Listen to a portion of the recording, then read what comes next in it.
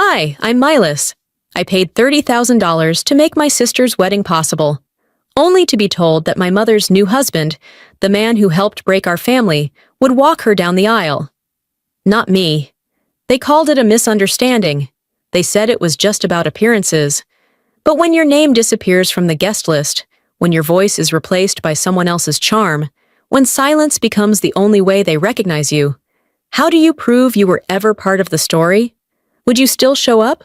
Or would you quietly take back everything they thought they could steal with a smile? It's funny how you can be so present in someone's life, and yet so easily erased. I've always been the practical one. The younger sister who filled in the gaps, cleaned up the messes, paid the bills no one talked about. Seraphine? She was the crown jewel. Every family has one.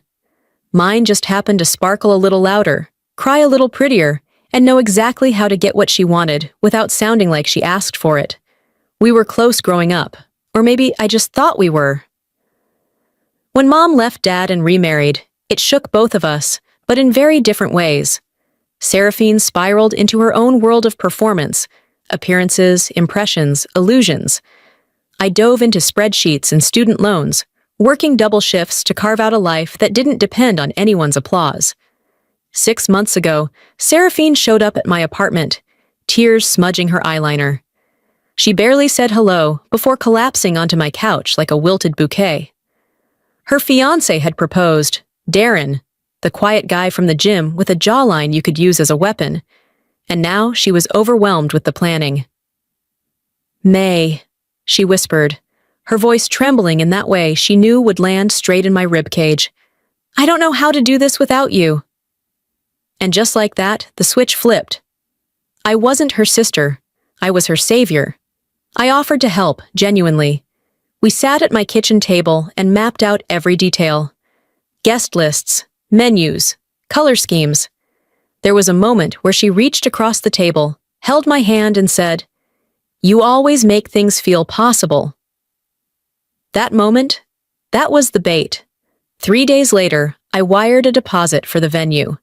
$8,000, non-refundable. The florist came next, then the caterer and the photographer. Each invoice had my name on it. I told myself it was worth it. This was about family, about healing what had always felt fractured. If money could buy peace, maybe $30,000 was a small price to pay. I didn't even flinch when she picked the designer gown or added 50 more guests at the last minute. I wanted her to have everything she imagined. It wasn't about being repaid. It was about being seen, being appreciated. Then one afternoon, as I scrolled through Instagram during a coffee break at work, I saw it. A photo of Seraphine in a white dress. Just a fitting, not the real thing. But the caption hit harder than any bill I'd signed. Can't wait to walk down the aisle with the father I never had. The image?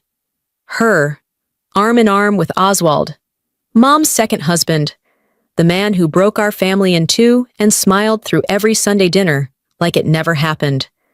The man who never raised us, never sat through a parent-teacher night, but suddenly earned the title I thought belonged to Dad. Or, if not him, then maybe, just maybe, me in some symbolic way. I stared at that post for longer than I want to admit.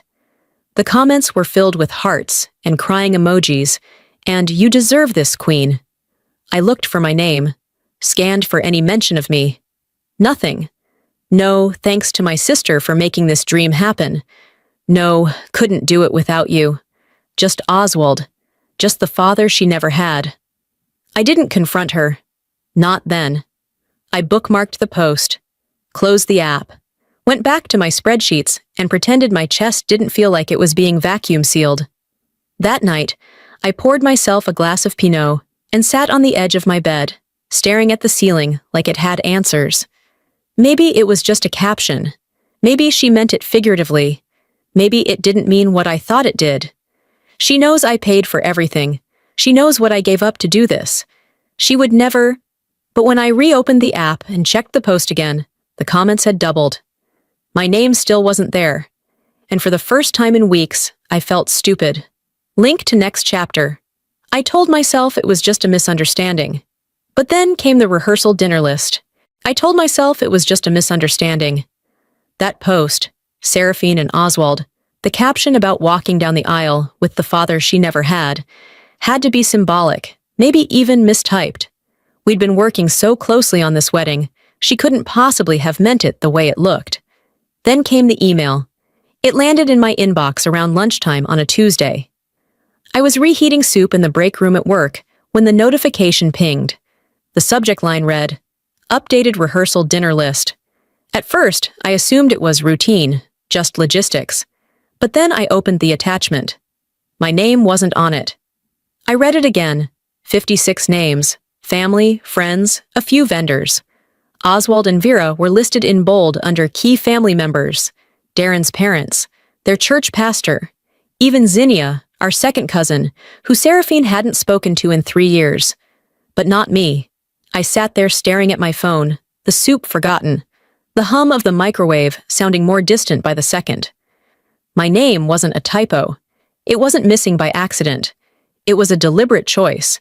And I didn't know what burned more, being excluded or realizing I hadn't even earned a line item in my sister's celebration. That night, after pacing my apartment and trying to shake the tension from my shoulders, I called her.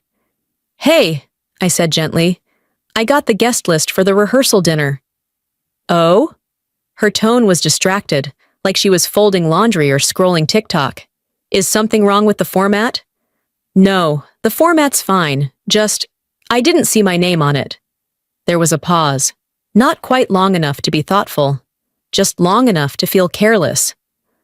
"Oh," she said again, "I figured you'd be busy with the setup that night. You know, coordinating vendors, helping the caterers, logistics." Logistics.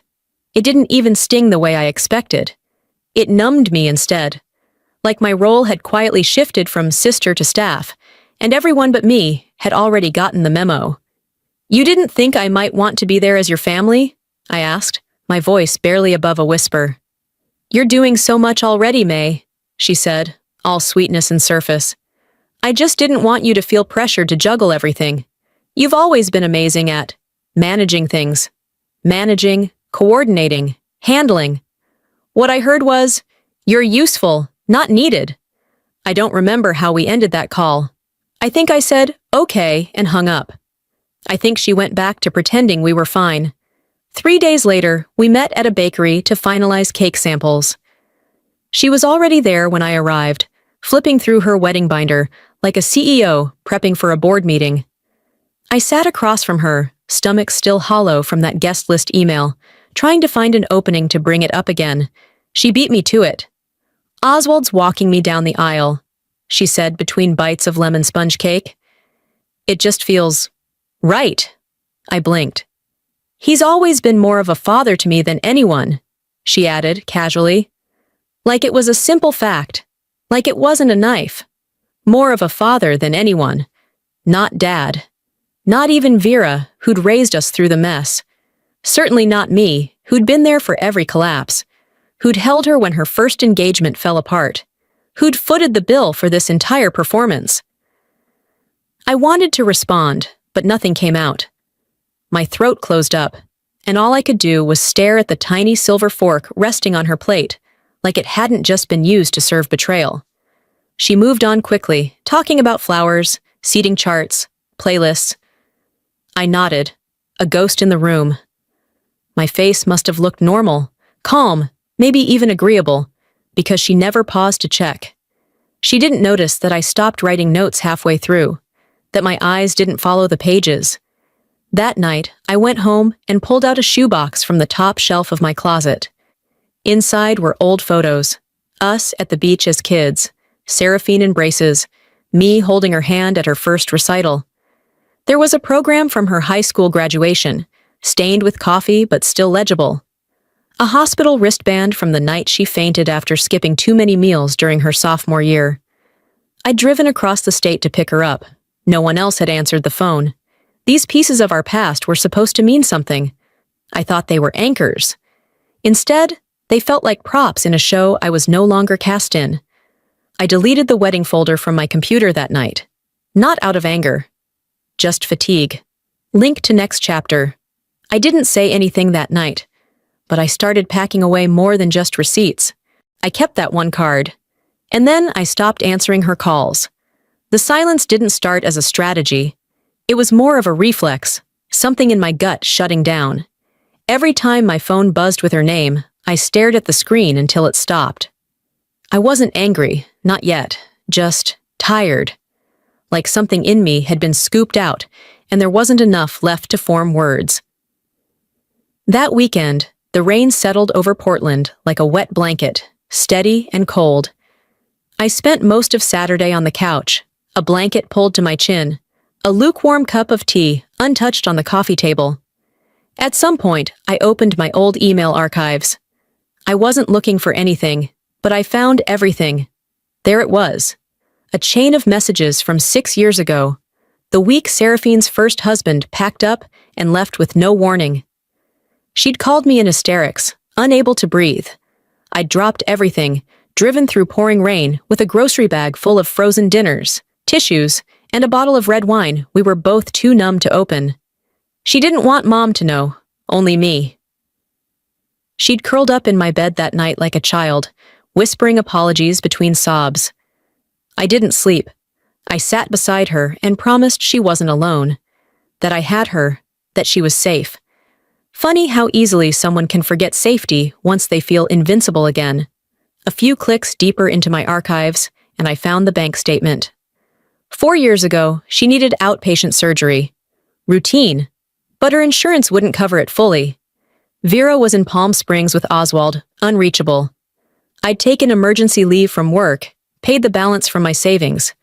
I didn't tell her the money was supposed to go toward fixing my leaking roof. I told myself, that's what sisters do. No invoice, no mention. Just vanished into the fog. The final nudge came later that night. I was scrolling through my social media feed, mindless, just something to fill the noise, when I saw Seraphine's post. A throwback photo collage. Her hugging Mom, Oswald kissing her cheek, both of them standing beside her at her college graduation like they'd carried her there. The caption read, "I wouldn't be here without these two, my constants, my rocks." No tags for me. No cropped images to suggest I'd been cut out. Because I hadn't been cropped. I'd never been in the frame to begin with. I clicked through the comments, each one a congratulatory note, heart emojis, praise for the family that raised a queen. People who didn't know the history, who didn't know who paid the rent when Seraphine's first job didn't pan out, who didn't see me sitting in emergency rooms, answering her calls at midnight, covering overdraft fees. I didn't cry. That surprised me. The next morning, I pulled down a storage box from the top shelf of my closet.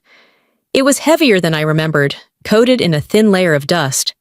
Inside were mementos, birthday cards from Seraphine, doodles she'd slipped into my locker in middle school, an old friendship bracelet I made her at camp. I flipped through them like someone thumbing through a stranger's belongings. One by one, I placed most of it in the recycling bin, except for one card. It was from her high school graduation. She'd written inside in messy, looped letters, "You're more than my sister, you're my shield." I held on to that one. Just that one. Not because I still believed it, but because I needed to remember there was a time she did. Link to next chapter. I kept that one card. And then I stopped answering her calls. I hadn't spoken, but I had started to move. And soon, I'd act. The days that followed were strangely quiet. No more calls, just a handful of text messages from Seraphine, each one shorter than the last. Wedding updates, time changes, vendor confirmations. No greetings, no punctuation. If I didn't know better, I'd have thought they were meant for someone else. Cake tasting confirmed for Thursday, 3 p.m. Florist needs final layout by Monday. Don't forget Darren's parents are vegan. They read like bullet points in a work email. Not once did she ask how I was. Not once did she say thank you. I didn't reply. I didn't need to. Something in me had shifted, like a window that had been cracked open too long, finally slammed shut. Then came the message that ended whatever fantasy I still had left. It arrived on a Wednesday afternoon.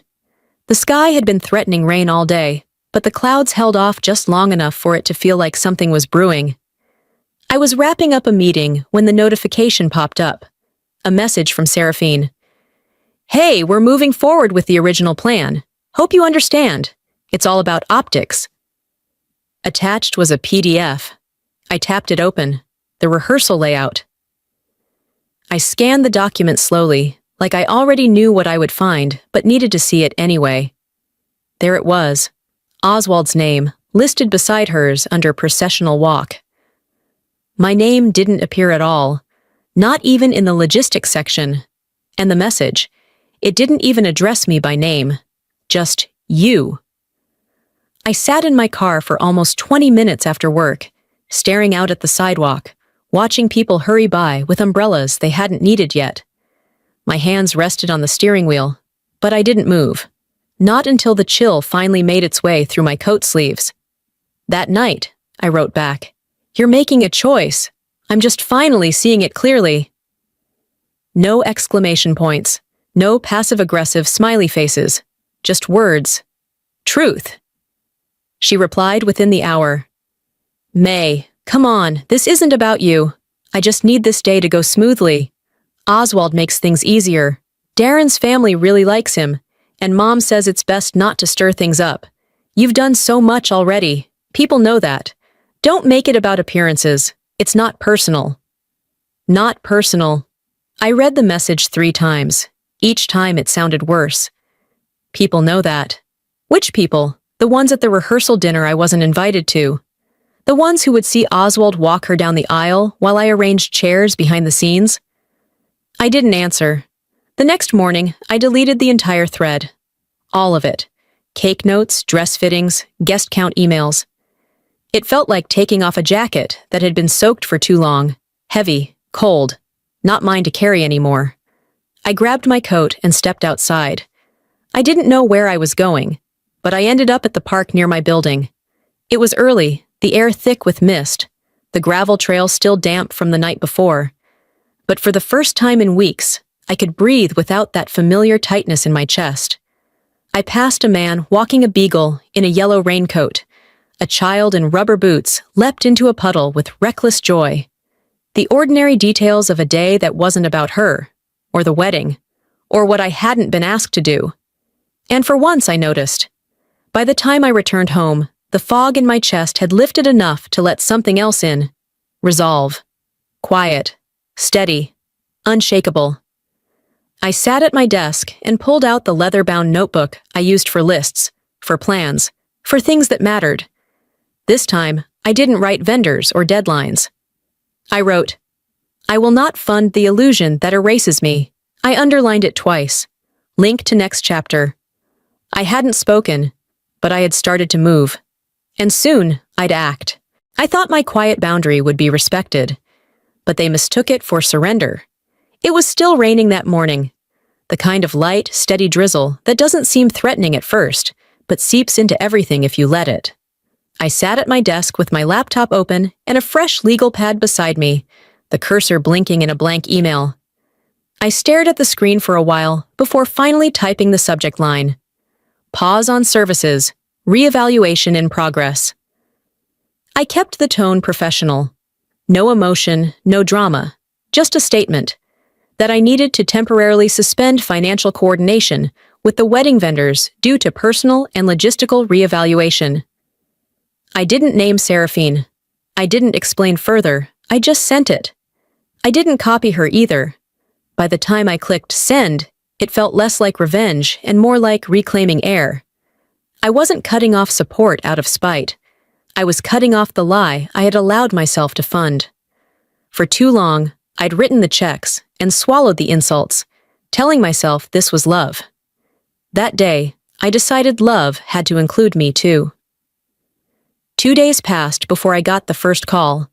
It was my cousin Denise, who always had one foot in every family drama. "So, I heard you pulled out because you weren't asked to be a bridesmaid?" she said, not even bothering to hide the grin in her voice. "What?" I asked flatly. "That's what people are saying, that you're, like, mad because you didn't get a title." I didn't respond right away. The narrative was out, and it was nonsense. No, I finally said. I pulled out because I was being treated like a contractor, not a sister.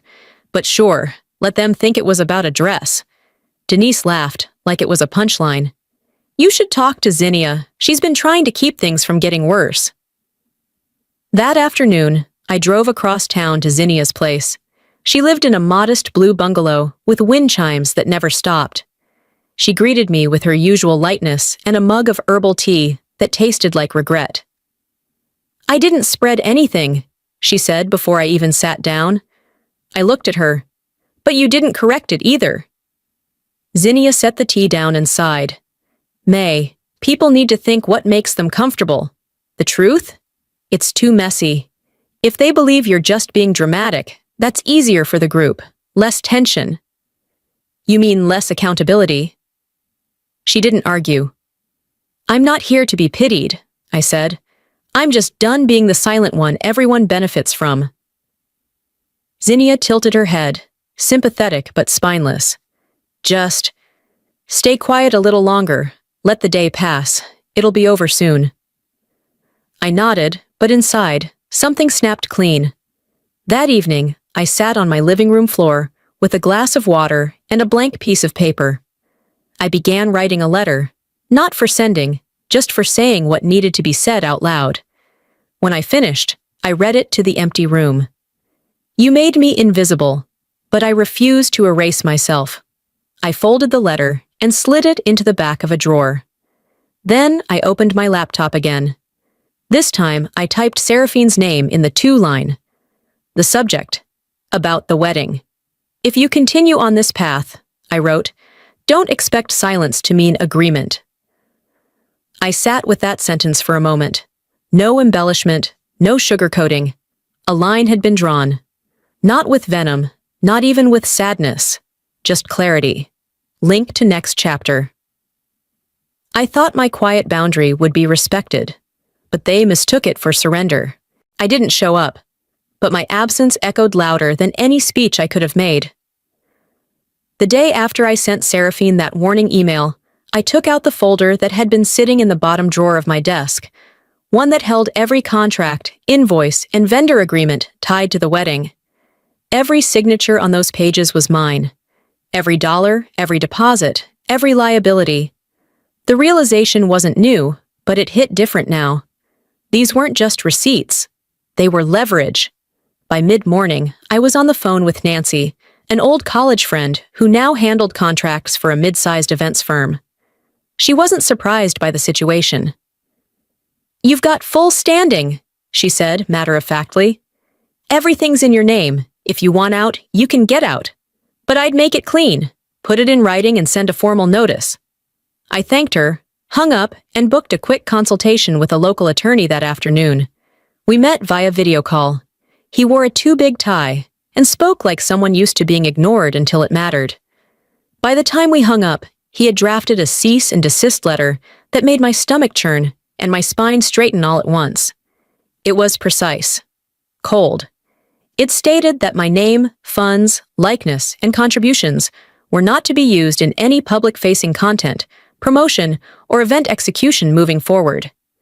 It revoked all financial backing, with a legal note that I would pursue restitution if any vendor continued services under the assumption I was still responsible. The next morning, I sent it out. One email per vendor, attached with the formal letter and a brief explanation. No emotion, no commentary, just facts. The florist replied first. Professional, polite, understanding. We're sorry to hear about the change. We will adjust accordingly and void the contract. A partial refund followed 2 days later. The caterer called next. She sounded nervous but relieved. We hadn't finalized the food orders yet, so we can cancel with minimal penalty. I just hope everything's okay. I told her thank you and nothing more. The venue was trickier. They pushed back, citing scheduling complications and loss of revenue. But the contract was clear. They eventually agreed to release the date, keeping the non-refundable portion, but backing off from the rest. That afternoon, I stopped at a coffee shop across the street from the venue. I ordered an Americano, sat by the window, and watched through the rain-speckled glass as staff loaded the floral arch back into a delivery truck. The pastel rose garlands looked limp, stuffed hastily into plastic bins. One worker paused to shake the rain off a bouquet before tossing it in like trash. "You can't erase me," I murmured under my breath, "but you also can't use me." It wasn't about revenge. It wasn't even about hurt anymore. It was about reclaiming something I hadn't realized I'd lost, the right to decide what I gave and who was worth giving it to. That evening, I didn't post anything. I didn't update my status or craft a message to clarify my side. I didn't need to, but Seraphine did. Her Instagram lit up with one of those curated updates, her standing in front of the venue in a white coat, holding a binder, smiling like the world had never shifted. "Final walkthrough," the caption read, "feeling so grateful for everyone making this happen." No tag for the venue, no mention of the florist, no credit for the vendors I'd just disconnected. What struck me wasn't the gloss of it, it was the gaps. I noticed the flower arrangements were missing. The event planner I'd originally booked didn't appear in any of the videos. The smile on her face had a tightness to it, a rehearsed shine that didn't quite reach her eyes. And I knew. She was bluffing, posting like nothing had changed, hoping it would all come together anyway. But behind the scenes, the structure had already started to crumble. She may have removed me from her narrative, but now, she'd have to build one without my foundation. Link to next chapter. I didn't show up, but my absence echoed louder than any speech I could have made. I thought that was the end of it, but some debts demand to be collected in voice, not silence. It started with a voicemail from the venue coordinator at 10:07 that morning. I let it go to voicemail, then listened on speaker while folding laundry. Her voice was tight, rushed. "Hi, Maylise. Just wondering if there's been a change of plans? None of the vendors are here. We're about 90 minutes from scheduled setup, and we haven't heard from Seraphine or her team either. Can you confirm?" I didn't call back. I replied by email. "You may want to review your contracts. You'll see I'm no longer listed as the point of contact." That was it. By early afternoon, the storm had moved from paperwork to pavement. I didn't go near the venue. I didn't need to. The clips came to me.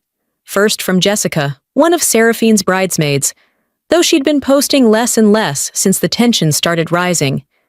Then from a mutual friend of ours, someone I hadn't spoken to in months, who captioned their Instagram story, "What is even happening?" Guests stood under gray skies, shifting uncomfortably on wet grass. No florals, no music, no ushers. The catering truck never came. Folding chairs sat stacked to the side, untouched. Seraphine arrived late, already dressed, her makeup too bright against the overcast day. The camera caught her stepping out of a black SUV and stopping short when she saw the scene. There was no welcome, no aisle, just confusion, and then panic. Some of the guests tried to help, moving tables, asking questions no one had answers to, but no one had authority. The planners were gone. The vendors, mine, had honored my cancellation. And then came the chair. A single white folding chair sat beneath a small pergola, centered beneath the canopy, where the ceremony was supposed to take place. On it, a sign read, "For the one who made this day possible." It was meant to be a tribute, one of those warm, thoughtful gestures that wedding magazines call a touch of grace. People looked around, murmuring.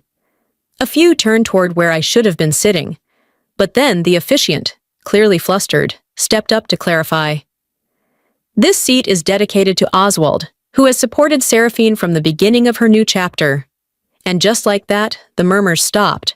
Not because people agreed, but because the moment froze everyone in place. They didn't know what to say. Neither did I. I just sat on my couch, alone in my apartment, watching the video on repeat, and, God help me, I laughed. Not loud, not cruel, just a quiet breath of disbelief. It was all right there. The attempt to rewrite the story, to crown a replacement and pretend the foundation didn't exist. Rain started 15 minutes later. At first, it was light. an annoyance. But it built fast, as Portland rain tends to do when no one's ready for it. Guests scrambled for cover. Seraphine, still in heels and veil, ran from person to person, her voice too distant to be understood in the video. Her dress caught the damp earth, the hemline turning darker, heavier with each step. By the time she reached the arch, bare of flowers, just a skeleton frame, her train was streaked in mud. I didn't feel satisfied. Not in the way revenge is sometimes sold, but I did feel still. There was a quiet justice in watching the false version of the day collapse under its own weight. She tried to salvage it. She and Oswald huddled with a few staffers under a tarp near the venue's back entrance, but the guests had already begun to leave. Some didn't even say goodbye. They just slipped away into the rain. That evening, I checked her Instagram out of habit. Nothing. Not a single post. No captions. No filtered photos of first looks, cake slices, candid laughs. Just silence. Later, someone forwarded me a video from the parking lot. Oswald, shouting at one of the venue coordinators, jabbing a finger toward the main building. The staffer, young and clearly overwhelmed, held up her hands and said something that made Oswald throw his arms in the air and walk off. He couldn't fix it. Not with presence. Not with charm. And that, too, was something. Link to next chapter. I thought that was the end of it. But some debts demand to be collected in voice, not silence. I thought that was the end of it. But some debts demand to be collected in voice, not silence. The call started around 6:30 that evening, barely an hour after the guests had scattered. The tent poles had been yanked from the soggy earth, and whatever illusion Seraphine tried to build had collapsed into puddles. The first time her name lit up my phone, I stared at the screen like it might blink away. I didn't answer. Neither the second nor the third. By the time I put my phone on the counter and stepped away, 10 more had stacked up. Voicemail after voicemail, some of them nothing but static and sobs, others sharp, frantic words laced with a desperation she never used with me before. Please just undo it. Please. You didn't have to go this far. I don't know what to do. You knew they were relying on you. She's blaming me. Mom said I ruined it. Her voice cracked in the last one. I recognized that tone, not the performative panic of a social slip, but real unraveling. Still, I didn't listen to them all. I didn't save a single one. Instead, I took a long shower, let the steam coat every part of me that felt brittle. I stepped out into a quiet apartment and dried my hair without checking my phone. I made tea, sat on the couch, stared out at the dark window until my reflection stopped looking back like a stranger. At 2:14 a.m., I opened my laptop. The glow of the screen lit the room like a confession booth. I clicked compose and stared at the empty box. Then I typed, "You chose the stage. I chose the truth. Consider this your final performance. No pleasantries, no name, just that." I didn't add anything else, didn't ask her to understand. I clicked send and closed the lid. It was done. The next day, I woke to sunlight breaking through the clouds, a strange shift after weeks of dull skies. I made coffee and didn't check my phone. I didn't need to. Whatever she'd send now, it wouldn't matter. Not anymore. I walked outside and into the small patch of earth I called a garden. Gloves on, I knelt and started clearing the weeds that had crept in, while I'd been too busy saving someone else's fairy tale. My hands moved steadily, dirt pressing into my nails, grounding me more than any apology ever could. There was no music playing from the neighboring yards like usual. No kids screaming. Just the sound of a shovel slicing through soil and my breath, even for the first time in what felt like months. That afternoon, I deleted the wedding folder from my drive. Every budget sheet, every vendor contact, the color-coded calendar, gone. I blocked Seraphine's number, then Oswald's, then Vera's. Not out of spite, just necessity, like sealing off a wound that would never heal if I kept picking it open. I didn't scream. I didn't make a scene. I just vanished. Quietly, precisely, finally. Later that evening, I returned to the garden. The sun was still hanging low, casting golden light across the yard. I planted something new, snapdragons, purple and defiant. As I pressed the roots into the ground, I whispered, not to anyone, but for myself. This is mine. The silence didn't feel empty. It felt earned. Link to next chapter. I didn't expect a response, but the one I got didn't come from Seraphine. I didn't expect a response, but the one I got didn't come from Seraphine. It arrived 2 weeks later, in the form of a pale blue envelope with my mother's handwriting on the front. No return address, just Maylise, in uneven cursive, the kind she used when she was trying too hard to be gentle. I hesitated before opening it, fingers tracing the seal like it might burn me. Inside was a single sheet of stationery. No embellishments, no long-winded monologue, just her voice, finely uncluttered. I should have stood beside you. I see that now. There was no justification, no but, no deflection toward optics or intentions. It wasn't dramatic. It was just honest. And somehow, that made it heavier than anything else she could have written. I read it 3 times that evening. Once in the kitchen while the kettle boiled, again curled on the couch as the sun dipped low, and finally sitting on the back steps, feet bare against the wood. I didn't cry. Not out of pride, but because the tears had already been spent in places that never deserved them. It wasn't an apology that fixed anything, but it was something. Seraphine never reached out. Neither did Oswald. Their silence stretched out like a highway after dusk, long, flat, without markers. I didn't chase them down it. I didn't need to. What I didn't expect, though, were the messages from others. Jessica sent a quiet text. I had no idea. I'm sorry. Zinnia, ever the peacekeeper, dropped off a potted plant at my door without ringing the bell. Attached was a note. You were right. I just didn't want to choose sides. It wasn't vindication, but it was the start of being seen again. By the first week of June, I'd signed up for a weekend course in home repair. Nothing fancy, just basic carpentry and electrical safety. The kind of skills I'd put off learning because there was always someone else to take care of it. I spent the following Saturdays in my garden, laying fresh mulch, replacing old stakes, planting marigolds next to the snapdragons. I didn't think about who was watching, or who wasn't. I stopped checking her social media, blocked the last few mutual contacts, who only knew how to pry, not support. I unsubscribed from the wedding vendor lists and deleted the backup folder I'd forgotten in my email drafts. The silence I once feared had become something else entirely, not an absence, a boundary. I no longer felt the need to defend myself, not to her, not to anyone. I had spoken with my choices, and I'd learned that some of the strongest voices aren't loud. They're consistent. In the quiet, I found myself again. Not the fixer, not the buffer, not the silent funder of someone else's spotlight. Just Maylise. Forgiveness doesn't always wear a dress and give a speech. It was something I whispered to myself while pruning lavender, something I finally believed. Forgiveness, I realized, wasn't for them. It was for me.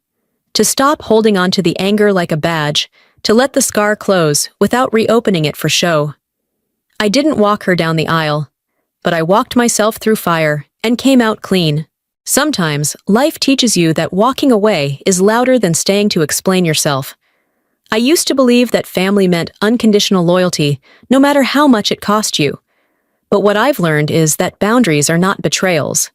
They are survival. This journey wasn't just about a wedding. It was about reclaiming my voice after years of being edited out of my own story. I didn't get the apology I deserved, and I didn't get closure from everyone involved. But I found peace, and more importantly, I found myself. To anyone watching who's ever been the quiet one, the one holding it all together behind the scenes, know this: you are allowed to stop. You are allowed to protect your peace. And you are allowed to rewrite the ending if the script no longer honors your truth. What would you have done in my place? Would you have kept silent or spoken up sooner? Have you ever felt erased by the very people you supported? I'd love to hear your story. If this video touched something in you, comment with a 1, or tell me where you're watching from. If it didn't land for you, I'd still love to know why. Your voice matters here. And hey, if you found value in this story, if you believe in voices that rise from the quiet, hit that subscribe button. There are more stories to come, ones that heal, provoke, and remind us we're not alone. Thanks for listening. And remember, your silence doesn't have to be your sentence.